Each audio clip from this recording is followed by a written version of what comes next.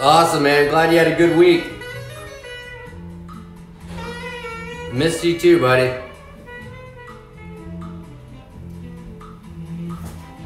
My plans for tonight? I'm still working on this training, man. I'm not doing much of anything really until this is over. All right, so you want to go over UJ, CJ. My personal Telegram is Ronan Forex, straight up. Yeah, I'm gonna be holding CJ over the weekend. So yeah, let's take a look at it. Thanks, man. Appreciate it. Thanks, Angie. Gracias. I'm just getting my computer set up. Oh, save it. Good idea. I don't know how you save it on here though. So I already told you I'm technologically challenged, so I don't know how to save stuff. I'm trying to record it on my computer right now. Yeah, I'm still short in USDJPY. Who all took that gold trade? Hopefully some of you all got in gold and caught like over 100 pips on it. Oh, okay. Yeah, I'll save it. Oh, thanks, Daniel. Appreciate it. Oh, okay. Thanks. I guess that was easy. Gold, yeah, I know you got it. You like that? No, it's cool. There's always another trade. Let's see. So, let's turn this around. Y'all like the tunes? Can you hear the tunes? I wouldn't bet too much on dollar CAD just because I'm looking for oil to drop. Still, I thought it was gonna go. Send a free signal. Okay, man, that's what we're doing. Calm down. All right, had that on tripod. So let me share my screen. Mr. Clean, Young Gravy. All right.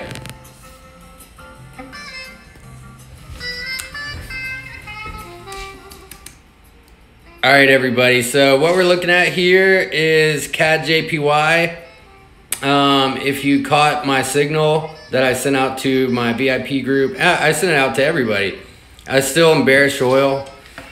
So this is my line of thinking towards Cadjpy. Now there's my dog. Let's see here. So we're in this big downtrend here, and this is really a pullback on an uptrend. And there's multiple layers. If we look at it on daily chart, we got multiple layers going on here. Obviously, this is the first reversal. And here's the second reversal. So in my new training, I go over this method that I call fanning trend lines. And what I like to do is I like to section off trades into different zones here. So 1 zone, 2 zone, and now we're into a 3rd zone, which I go over this in the training as well. And you can see how we're locked off here. So if you didn't get the signal and you would like to enter this trade, you can see where our entry is right here. 82.92 was my entry.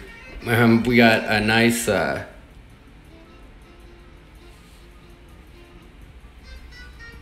nice wicks on it right there. Just great entry. And what I'm looking at now, I'm on an hourly chart, is a move from, I'm following this trend line down.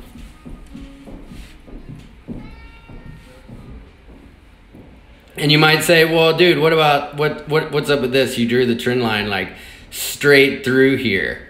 But the thing is, this, to me, especially when I see a downtrend like that, and I see one spot where, you know, it just doesn't add up.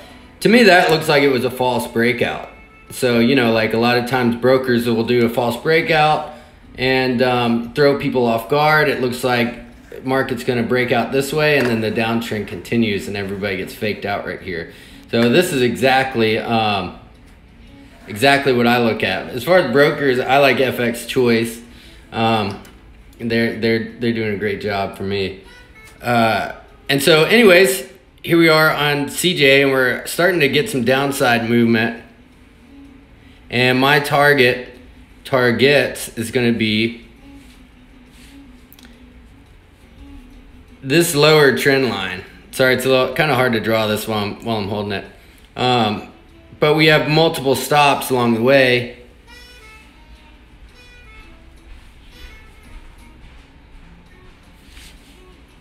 Which just looks like it would be a good target for here. So, which is our 40 pip take profit.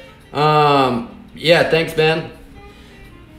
As far as broker, message me on Telegram or on here and I'll get you set up, man. No problem. So 82.5 is a good target. From where we are now, that's a great 40 pip trade. And it's still a continuation of this trend that's already dropping. Let's see. If this is a good catch, I mean, I think it has potential to go even further too, to the downside. Last thing I'll do when I check out my charts is then I start to figure out where the Fibonacci levels are.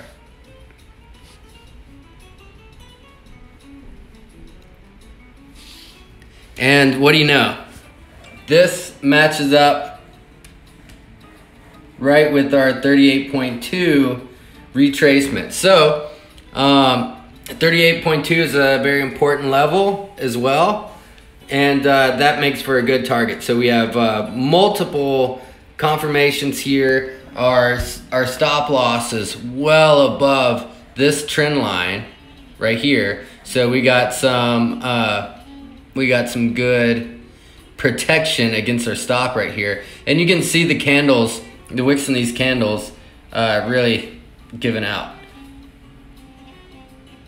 So great entry, great trade. I really like Cadjpy. So let's take a look at USDJPY. Definitely have some people asking about that. We're in it in my VIP group, and still holding, right? So the thing is, we are right at this, like 110.8 is a super significant level for dollar yen. And if we're just looking at horizontal resistance, look at this resistance. It goes back a long ways. Let's go to a 4-hour chart.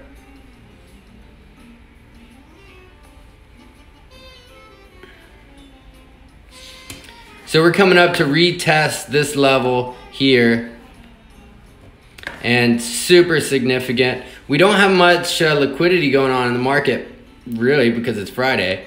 But what I'm thinking too, and look, if we're looking at cross trends as well, we have another little layer right here. If it didn't make it any more difficult, you know, for this to break out.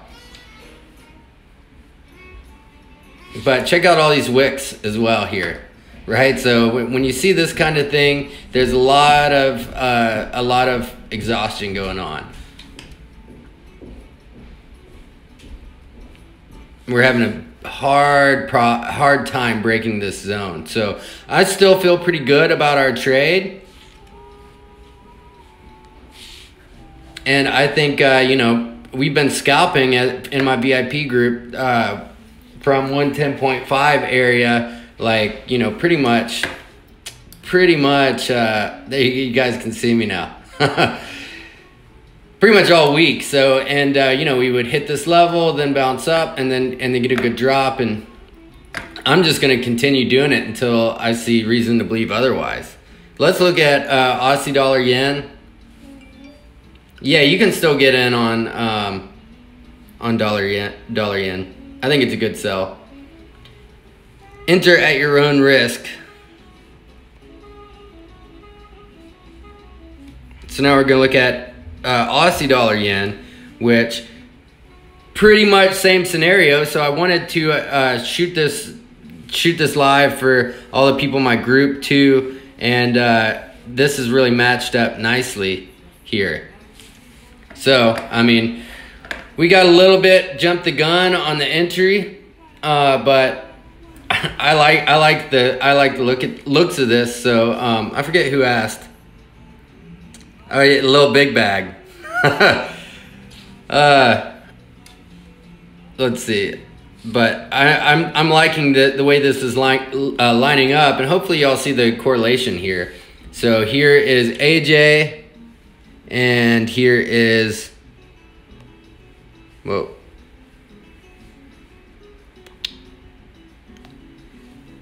CJ. Looks a lot alike. I mean, I got a lot of lines going on there, but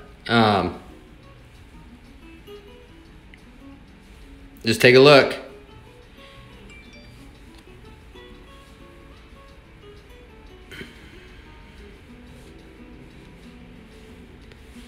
And honestly, from the point we're at now, looks like a great short. Yeah, I teach this, man. Click the link in my bio and start getting involved for sure. Yes, I do scalp. Yeah, I do it all, man. Pretty much. It's all trading. So that's pretty much what I tried to do. So there we go with the yen pairs. Now let's look some cross correlation between that and equity markets, especially, you know, people that are in my managed MAM account. Yeah, man, I'm happy to teach you how to scalp, man, for sure. So now you saw the correlation between Aussie dollar, CAD dollar, or not dollar, Aussie yen. Now we have another cross trend here. So S&P 500 is pretty much correlated with yen strength. So we got this little rally today in the S&P, unfortunately, but you know, not to worry. Now we're just we're really just testing another trend. We're at this huge resistance level, and let's go back in time. And this is the level we're at. See where we got rejected here, got rejected here, got rejected here, 28.20. And this is where we are now. Got rejected here, here, maybe a false breakout, but now it looks like we have some downside. So S&P starts dropping, yen gathers strength. I'm just to tie it all together for you all. And this is what I teach in my new training about correlation between equity markets, stocks, and currencies, currency trading. Nobody, hardly anybody is teaching this stuff. Like most people aren't teaching it that are selling courses or whatever, because they really don't know it. I would guess, I don't know, but this has been a key to my trading. So we would see the S&P hopefully lose strength, gets rejected right here at this level. Look, we can already see some wicks here, wick, and then that's gonna create a risk off type environment, which is gonna strengthen the yen.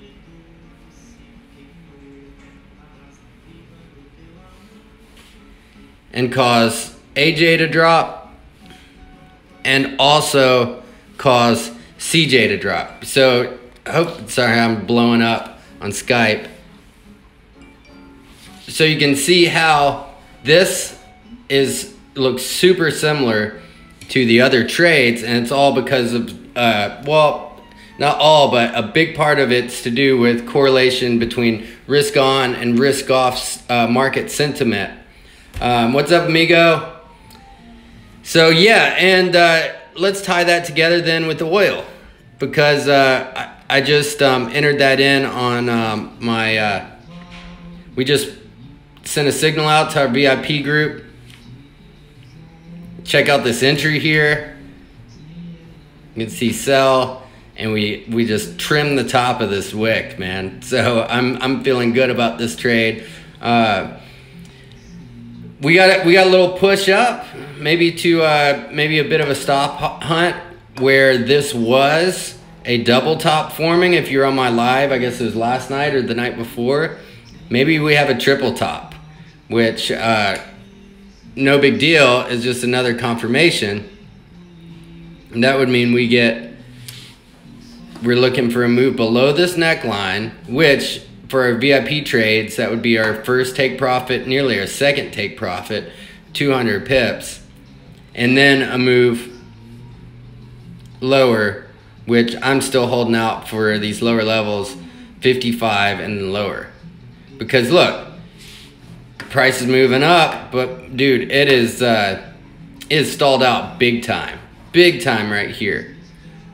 So I'm feeling really good about this oil trade. It looks great for our VIP traders that got in on this entry. I mean, here it is on the hourly chart. So stuck the entry right there. Good stuff. Click the link in the bio for info on the MAM. What's up, Saeed? And yeah, some people are asking about Euro USD, so I'll check that real quick. And we already bought it and hit our 20 pip take profit, and then re-entered after we got taken out at break even. It's undeniable that this thing is bearish as hell, so bearish. But I'm thinking we're about to get a pop here because we're on Daily's chart, and we've got some RSI divergence down here. We hit this oversold territory, and I feel pretty good.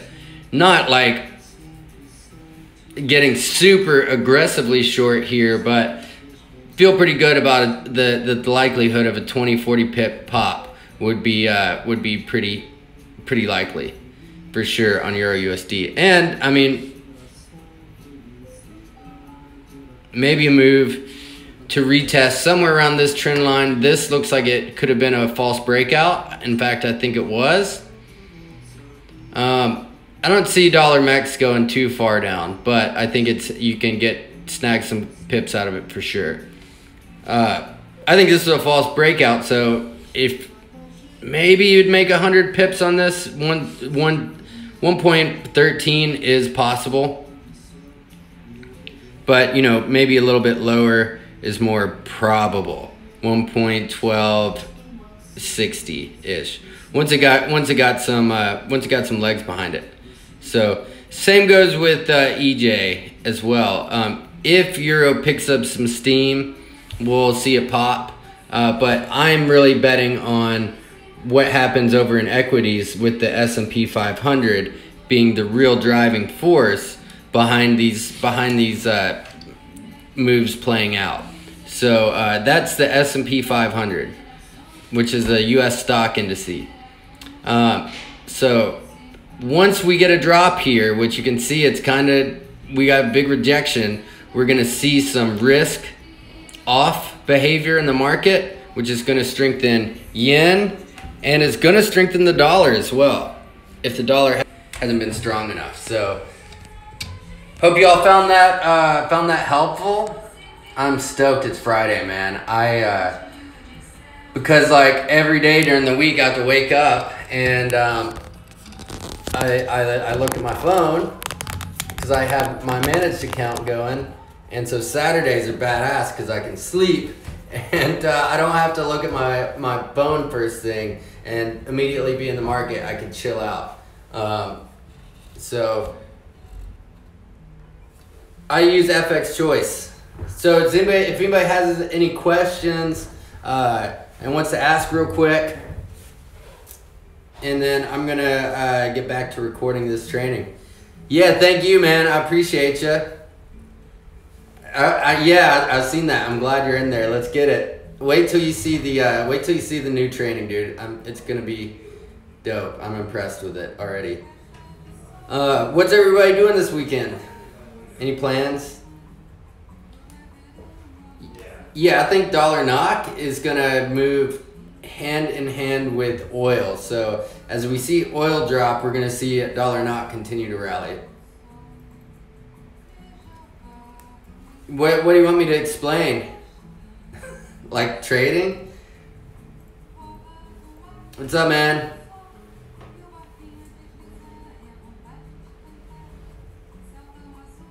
Mother's Day, right on. So if you're doing multiple TPs like that I list, what I really want you all to do is just, especially if you're a beginner, especially if you're just learning how to trade, take profit at a time. Like, take one trade at a time. I don't want you to get a signal and then put 3 trades, because one, that could mean 3 times the stop loss, which would really hurt you if it's a small account. And 2, if you're a beginner and next thing you know you got 50 trades open, dude, you're overwhelmed and you're like, man, this is too much. And then that's when you start to make mental errors. Shit breaks down, and you know, we all know what happens. And eventually we blow our accounts, right? That's what happens to every newbie, for sure. So take it slow is what I would say, and just go one take profit, one trade. When you hit that take profit, pull partial profits, and then adjust your stop loss to entry or a little bit further into profits. Andrew, what's up, man?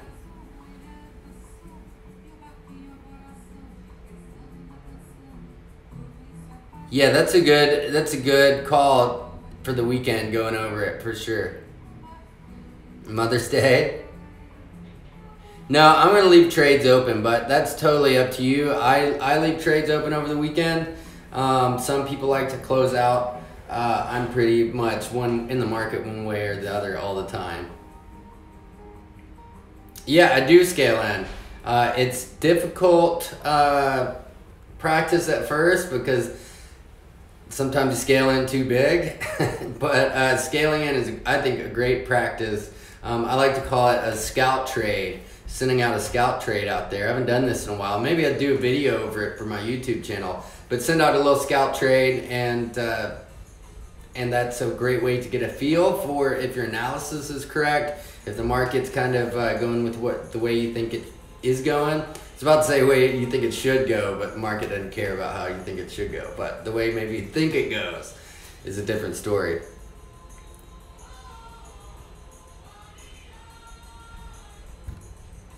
Euro NZD, yep, we bagged 100 pips on that from this week.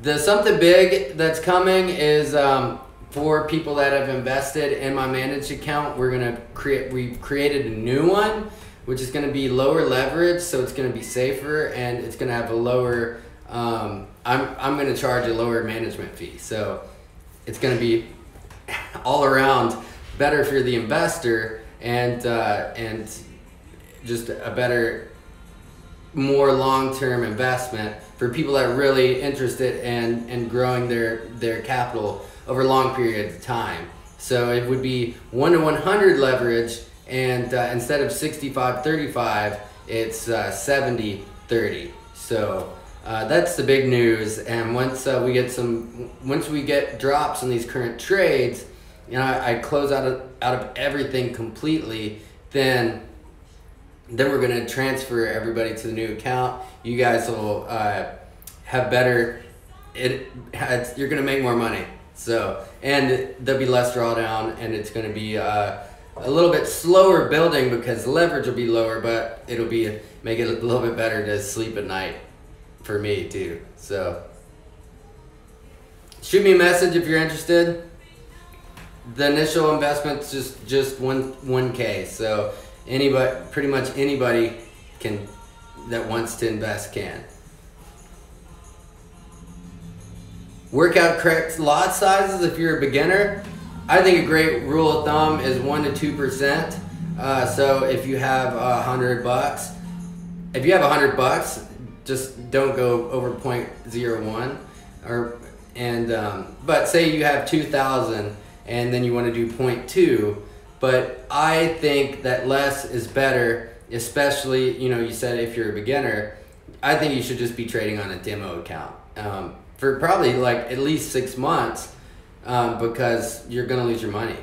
I mean, everybody does, and it's not anything about you. It's about the market is a bunch of pros out there in this world, and they're pretty good at trading. So it's really hard to just be like, I'm gonna throw 300 bucks in and not and see what happens. You might get lucky, but after a while, you know, the market seems to catch up. So I would personally, I tell everybody this, nobody does it, but I mean, I didn't do it when I was a beginner, but trade on a demo for a long time, for sure, as much as everybody hates to hear that.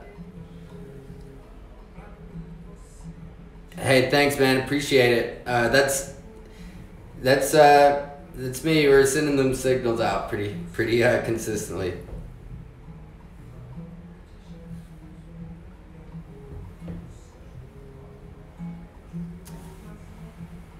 Yeah, that's great, man. I mean, it's just gonna, as far as with the results, it's just gonna be a more long-term investment, dude. So you're gonna like it for sure. So if anybody doesn't have any more questions, I will sign off here and get back to my VIP group. On the signals, we actually have never had a completely losing week. We've had like pretty much break even once or twice, but so we keep going strong. The thing is about that, I don't think much about like, oh, it's a winning week, oh, it's a losing week, oh, we had 1,200 pips, oh, we only had 200 pips. I just really keep on and keep moving forward, and dude, that's the best thing you can do trading, for sure. Like you crushed it. Now what's next? Like, you know, I don't go around really advertising never had a losing week, because I don't really care that much, because I'm just trying to keep on crushing it and move forward so I can hit my goals and stuff. And if we're going to talk about that, let's just talk about it, right? So what I want you all to do over the weekend is get a little moleskin notebook like this, okay? I learned this from reading every Grant Cardone book, listening to all the audios, and just pretty much every successful person talks about how important goal writing is. So I want you to I don't know, record this or whatever, but at the end of the day, do this twice a day. Write your goals down, but at the end of the day, write out your success. Like, you know, success was great day with signals, took the dog for a run, picked up the keys from my office, had lunch with a friend, S&P trades happening, got plants for office. So what all this is like, life is just a bunch of small victories stacked on top of each other. It's not like one gigantic win just happens out of the blue. Thanks, Andrew. It's not like one gigantic win happens out of the blue. It's because all these little things have been happening day after day after day after day, which are small victories that stack up, and eventually the universe is like, boom, there's something huge. But you got to keep moving forward. So like with me, I didn't know, like I was like, man, I've done so much today, but I don't feel like I've done anything. I don't know if you all can relate to that at all, if you ever feel like that. Like, you know, you had a great day, or maybe you made it to the end of the day and you're like, fuck, man, I haven't done anything today. But the thing is, so if you start writing down your successes, at the end of the day, you'll be like, write them down, and you won't be thinking about all the stuff you have to do or all the things you should be doing. You'll think about, oh, this is what I did, and I can feel good about myself today. And then after that, so after you write your success, then make a little gratitude list of everything you're grateful for. and you probably heard like Tony Robbins talks about this a lot. And it helps to get the mind out of the place I was just talking about where, dude, I should have done this. Oh man, I don't have that. I'm fucking up here, or whatever it is. If you write down your successes, you know you're on the right track. And if you have a success column and you're like, I just watch Netflix and ate popcorn all day, then you know that you need to do something different, right? So I like to get the success list pretty packed out, and you know, I don't watch Netflix and eat popcorn all day. I am gonna go see Captain Marvel this weekend, but only because I feel like I have to, so I can see the Avengers. I'm not even that stoked about it. I just want to know what's going on with the new Avengers film. But I'm actually secretly a Marvel and superhero and like Star Wars nerd. So little fact about me. So anyway, success, write a gratitude list, and then on the next page, write out your goals, okay? And when you write your goals, write them as if they've already happened. And either it's in the past tense or it's in the present tense. So I own and operate $500 million hedge fund, right? That's a big goal for sure. But it's better that I write it like that than I own and operate a $5 million, because that is, I don't want to downsize the limit of my thinking. So write those down as if they've already happened, and make them, don't limit yourself. Like, make them huge. Like, if you want to, if you want your net worth to be like $2 million, times it by 10 and make it $20 million. Because, sorry, I just got a phone call. I'll call him back. But anyways, so that being said, I hope you found that helpful. And if anybody doesn't have any more questions, I don't see any. Office tour, it's a pretty big office. I'm at a WeWork building in Nashville, if you guys know what those are. Pretty cool spot.